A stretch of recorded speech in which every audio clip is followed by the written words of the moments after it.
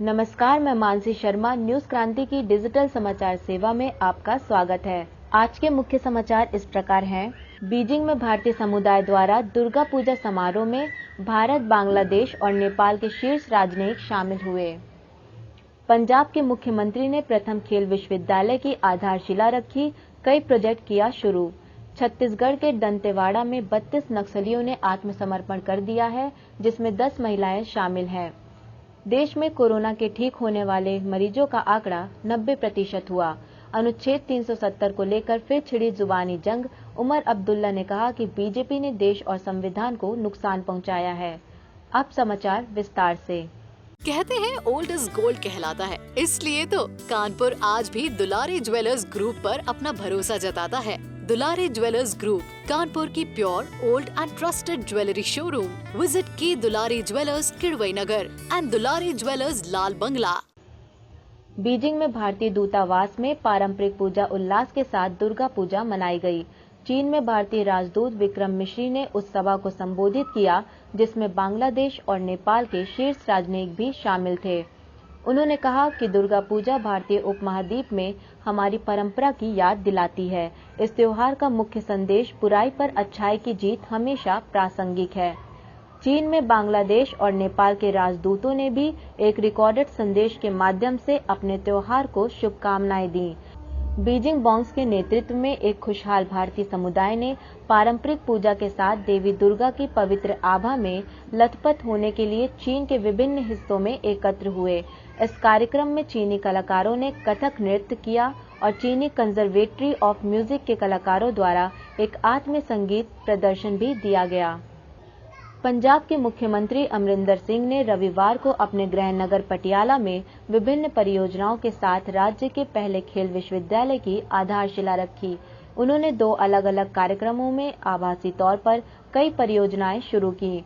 पटियाला शहर के लिए जल आधारित जलापूर्ति परियोजना 503 करोड़ रुपए, किला मुबारक के पास एक विरासत सड़क के विकास के लिए 43 करोड़ रुपए, नया बस स्टैंड 65 करोड़ और सड़कों का चौड़ीकरण 6.74 करोड़ रुपए के प्रोजेक्ट लॉन्च किए।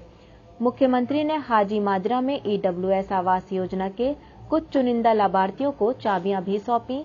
वहां बनाए गए 174 फ्लैटों में 124 आवंटित किए गए हैं। महाराजा भूपिंदर सिंह स्पोर्ट्स यूनिवर्सिटी का निर्माण 500 करोड़ रुपए की लागत से किया जाएगा, जिसमें 60 करोड़ शैक्षणिक और प्रशासनिक ब्लॉक और हॉस्टल के विकास के लिए प्रारंभिक चरण में निवेश किए जाएंगे। अमरिंदर सिंह ने कहा कि विश्वविद्यालय खिलाड़ियों के वैज्ञानिक विकास में मदद करेगा।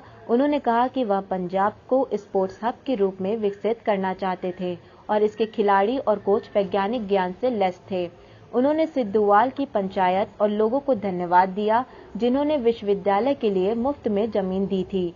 बात को जारी रखते हुए कहा कि उन्होंने पहले कानून विश्वविद्यालय के लिए जमीन दान में दी थी और अब किसी अन्य विकासात्मक परियोजना के लिए जमीन का एक और टुकड़ा भी पेश किया है।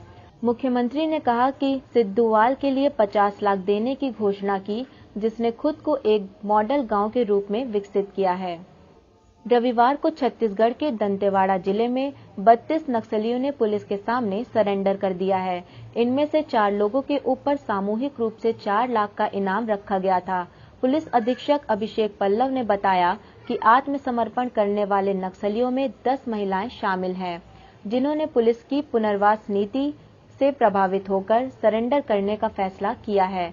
आत्मसमर्पण करने वाले कैडर्स ने माओवादी विचारधारा को खोखला करार दिया है। पुलिस अधीक्षक अभिषेक पल्लव ने बताया कि आत्मसमर्पण करने वाले इन 32 लोगों में 19 बकेली गांव, 4 कोरकोट्टी और बाकी 3 लोग उदेनार, तुमरी गुंडा और मातासी गांव के रहने वाले हैं।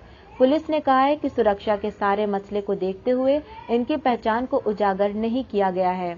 उन्होंने कहा कि केडर दंडकारण्य आदिवासी किसान मजदूर संगठन, क्रांतिकारी महिला आदिवासी संगठन, माओवादियों के नॉर्थ फ्रंटल विंग, माओवादियों का सांस्कृतिक दल चेतना नाट्य मंडली और जनता सरकार समूह से जुड़े हुए थे। पुलिस के जारी बयान में कहा गया है कि यह लोग माओवादी विचारधारा से निराश हो चुके थे और हाल ही में स्थानीय पुलिस के अभियान के हिस्से के रूप में उनके सहयोगियों द्वारा आत्मसमर्पण ने उन्हें प्रतिबंधित संगठन को छोड़ने के लिए प्रोत्साहित किया। उन्हें 10,000 की तत्काल सहायता दी गई और उन्हें सरकार की आत्मसमर्पण और पुनर्वास नीति के अनुसार सुविधाएं प्रदान की जाएंगी। भारत में कोविड-19 से ठीक होने की दर 90% हो चुकी है। देश में कोरोना के मरीजों की संख्या अब तक 70 लाख से ज्यादा हो चुकी है, जिसमें मरने वालों का आंकड़ा 1 लाख के पार है। इनमें से 70,78,000 से ज्यादा कोरोना से संक्रमित मरीज ठीक हो चुके हैं। पिछले 24 घंटों में 50,000 लोग संक्रमित हुए हैं, जबकि 62,000 रोगी स्वस्थ हुए हैं। स्वास्थ्य मंत्रालय के अनुसार 10 राज्यों और केंद्र शासित प्रदेशों में कुल मरीज के 81% लोग ठीक हुए हैं। देश में इस समय 6,80,000 कोरोना से संक्रमित लोगों का इलाज चल रहा है। राजधानी दिल्ली में लगातार बढ़ रहे कोरोना मामले पर स्वास्थ्य मंत्री जैन ने कहा कि एक्सपर्ट कमेटी ने पहले ही चेताया था कि दिल्ली में त्योहारों के सीजन और सर्दियों में कोरोना के मामले 12 से 14,000 तक जा सकते हैं। डॉक्टर पॉल कमेटी ने कहा था कि आपको 15,000 तक के हिसाब से तैयारी करनी है। उन्होंने कहा कि एक्सपर्ट कमेटी ने जो बताया वह काफी ज्यादा नंबर है। हमें लगता है कि उससे कम ही केस रहेंगे। अभी हर दिन 4,000 मामले आ रहे हैं, लेकिन हम तैयार और सतर्क हैं। स्वास्थ्य मंत्री ने लोगों से मास्क और सोशल डिस्टेंसिंग की अपील की है और कहा है कि कोरोना अभी खत्म होता नजर नहीं आ रहा है। जब तक इसकी दवाइयां नहीं निकलती हैं, तब तक मास्क और सोशल डिस्टेंसिंग के जरिए ही इससे बचाव किया जा सकता है। धारा 370 को लेकर एक बार फिर जुबानी जंग तेज हो गई है। रविशंकर प्रसाद ने शनिवार को कहा था कि अनुच्छेद 370 के तहत जम्मू कश्मीर को विशेष दर्जा बहाल नहीं दिया जाएगा। इसे संवैधानिक प्रक्रिया के तहत समाप्त किया गया है और संसद के दोनों सदनों ने इसे संख्या बल से मंजूरी दी थी। इस पर अब्दुल्ला ने ट्वीट कर रविशंकर प्रसाद पर निशाना साधा। उन्होंने कहा कि रविशंकर प्रसाद जी, हम आपसे कुछ भी बहाल करने की उम्मीद नहीं रखते हैं, लेकिन जब तक सुप्रीम कोर्ट की स्वतंत्रता है, कृपया यह अंदाजा नहीं लगाएं कि माननीय न्यायाधीश क्या निर्णय लेंगे। अनुच्छेद 370 हटने के बाद से ही उमर अब्दुल्ला 221 दिन तक नजरबंद रहे थे। शनिवार को जम्मू कश्मीर के पूर्व मुख्यमंत्री महबूबा मुफ्ती के आवास पर पीपल्स अलायंस फॉर डिक्लेरेशन की बैठक हुई थी। इस बैठक में फारूक अब्दुल्ला ने कहा कि जो लोग प्रचार कर रहे हैं कि हमारी पार्टी राष्ट्र विरोधी है, वह गलत है। हम भाजपा के विरोधी हैं और इसका मतलब ये नहीं कि हम राष्ट्र विरोधी हैं। बीजेपी देश और संविधान को नुकसान पहुंचाया है। हम चाहते हैं कि जम्मू और कश्मीर के लोगों का अधिकार वापस किया जाए। कहते हैं ओल्ड इज गोल्ड कहलाता है, इसलिए तो कानपुर आज भी दुलारी ज्वेलर्स ग्रुप पर अपना भरोसा जताता है। दुलारी ज्वेलर्स ग्रुप, कानपुर की pure old and trusted jewellery showroom. Visit की Dulari jewellers Kidwai Nagar and Dulari jewellers Lal Bangla. थे आज के मुख्य समाचार।